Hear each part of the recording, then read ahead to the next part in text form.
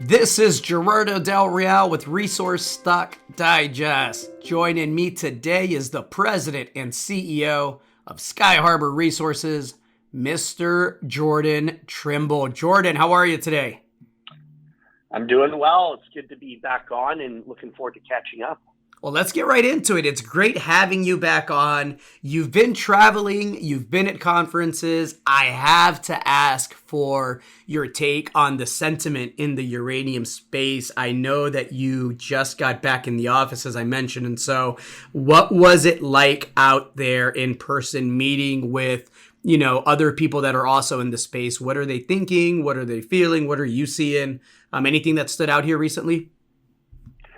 Yeah, well, I was just in London at the World Nuclear Symposium. First time it was held in person in 3 years, the obvious reasons. And so it was great to be back out there, great to catch up with people in person. Look, the sentiment around the uranium mining industry, as you and I have talked about extensively, has changed drastically in the last few years. And at the conference, this is a nuclear conference, so keep in mind it's the full spectrum of companies and government agencies, from nuclear plant operators, utilities, right through to junior mining companies, uranium mining companies. So it was interesting to kind of meet with people in different parts of the industry. And clearly there's some major developments and changes that are having an impact on the industry, obviously having an impact on the uranium price. A big topic of discussion at the conference was the geopolitical issues that we're seeing globally, the conflict in Russia and Ukraine. That's created a major stress on the industry. Russia represents about 10% of primary mine supply, but really has a majority stranglehold on other parts of the fuel cycle. They control about 30 to 40% of the conversion and enrichment capacity globally. So this has created a lot of stress on the nuclear fuel cycle and various products in that nuclear fuel cycle. And we're seeing the prices of the intermediate products, like the conversion and enrichment prices, move much higher. I think that this will trickle down eventually to the U3O8 uranium price, the spot price and the contract price. So that was a key topic of discussion.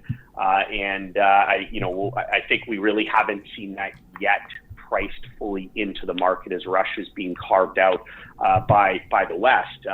Secondly, the sentiment around nuclear energy has continued to improve, especially from 3 or 4 years ago. And that was a highlight and a key takeaway is as the world continues to decarbonize, as countries and economies shoot for these decarbonization objectives, nuclear energy is the only source of baseload, clean, affordable, scalable, and reliable electricity generation will have to continue to play, and I think a growing role, not just continue, but in a much larger role, will have to play an important part in meeting these decarbonization objectives that we're seeing globally. Another topic that was certainly highlighted and talked about in several presentations was the advent of small modular reactors and advanced nuclear technologies. We're seeing major growth in this sector as these SMRs are brought to market. There's been a bunch of funding, in particular in the last few years, that's helping to expedite the commercialization of these SMRs.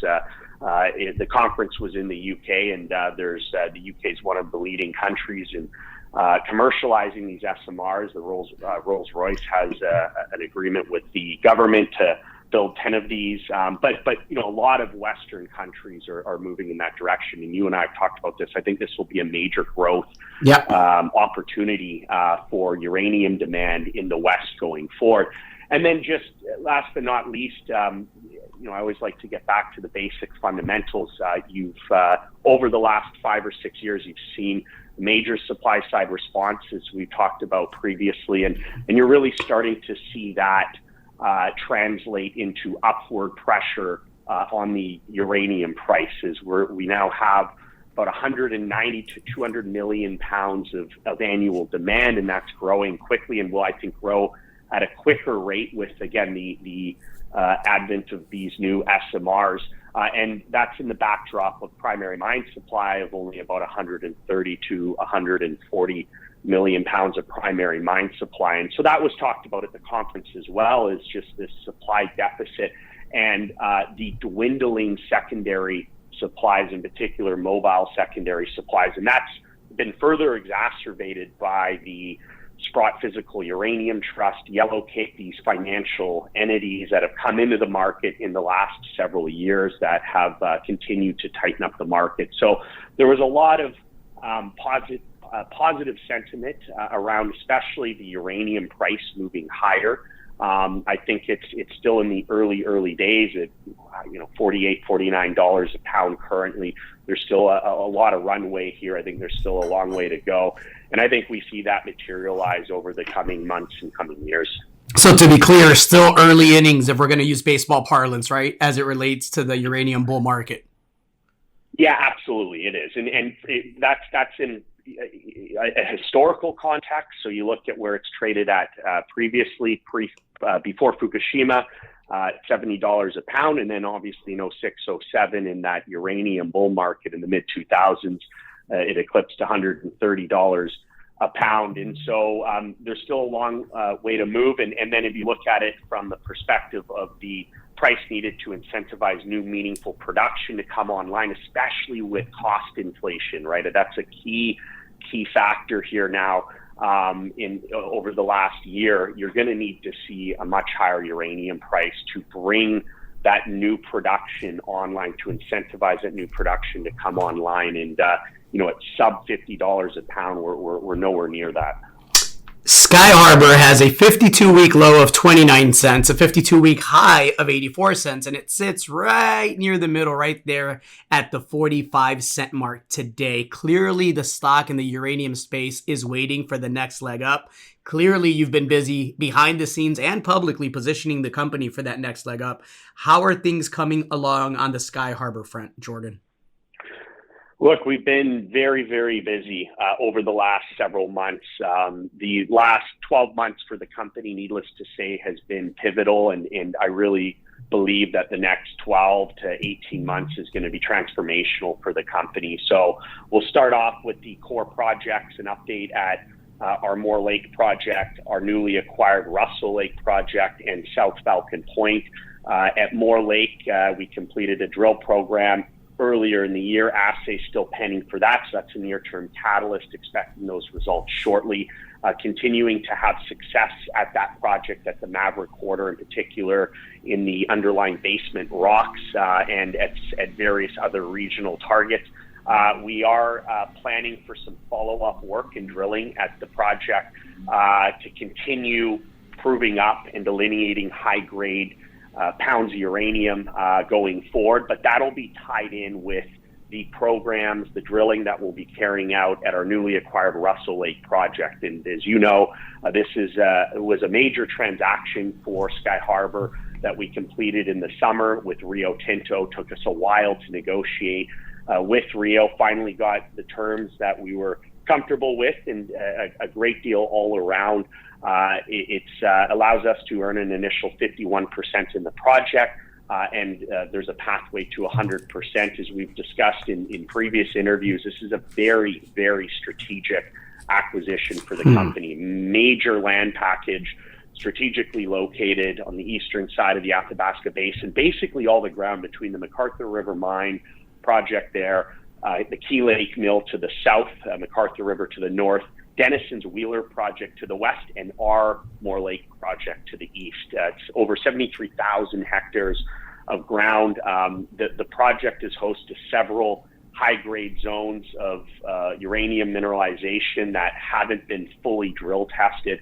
We've done a lot of data compilation and interpretation and geological modeling over the last several months. I was out in Saskatoon with our team about a month ago going through all this, and they're doing some incredible work to refine and select the highest priority drill targets. But bottom line is the project is, I think, ripe for a new high-grade discovery. There's been a fair bit of historical drilling and exploration, but a lot of that carried out many, many years ago. And so we're going in there with some new thinking, some new modeling, and some new techniques. And it's got all the right ingredients for a new major high-grade discovery. And so we're very excited to get to work there. We just raised $3.5 million in flow-through, so that'll cover the first 12 to 18 months of drilling at the project. That should get us between 8 to 10,000 meters of drilling.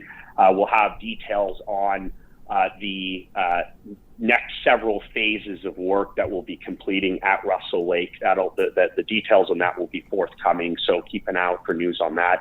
But yeah, very much thrilled to get to work there. It is road accessible. The road that connects McArthur River Mine with the Key Lake Mill runs up through the western claims of the project. There's power there, and there's a 40-person exploration camp, which will bring our drill costs down. So it's accessible and workable all year round. Given its strategic location, if there is a discovery of significance to be had, I could see that region being ripe for consolidation, Jordan. Yeah, I mean, look, it's right in the heart of the eastern part of the basin. You've got Cameco there, you've got Denison there, you've got Orano there, you've got several other companies that are actively exploring, developing, and producing. And so it's, like I said earlier, it was a very, very strategic and important acquisition for the company. Good stuff. Good work. Anything else to add, Jordan? Yeah, well, just to cover off the partner companies, we've had a lot of news flow out from these various partner companies over the last several weeks, and expect some more to come out here in the next few weeks. As you know, we've got 5 partner companies, 2 joint ventures, and 3 earn-in option partners as a part of our prospect generator business. We've had a number of those partner companies announce drill results. Azincourt announced the results from their 5,000 meter program that they carried out earlier in the year. Some significant and notable mineralization in some of the holes. So they're doing a great job of vectoring in on potential new high-grade discovery. I think they're on the right track there, and excited for them to get back to work. They just recently announced plans for a 6,000 meter drill program that'll commence later this year.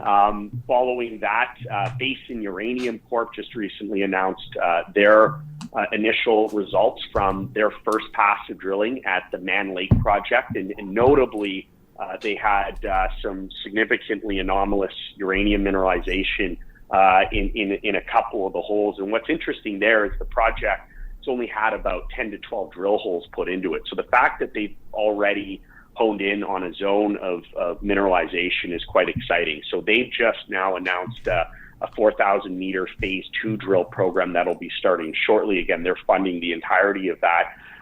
Madero Mining is just completing some more geophysical work and groundwork at our Yurchison project. They do have plans to be drilling there at some point in the new year. And last but certainly not least, Valor Resources completed a small drill program just under 2,000 meters earlier in the year, and they're planning some follow-up work on that from that program at our Hook Lake project here, and we'll be planning additional drilling in the new year. So we've got lots on the go. I think collectively between the various partner companies and our planned drilling later this year and early in the new year, we're looking at over the next 12 months between 25 to 30,000 meters of combined drilling. So that'll be our largest combined drill campaign ever. So lots of news flow and lots of catalysts coming up.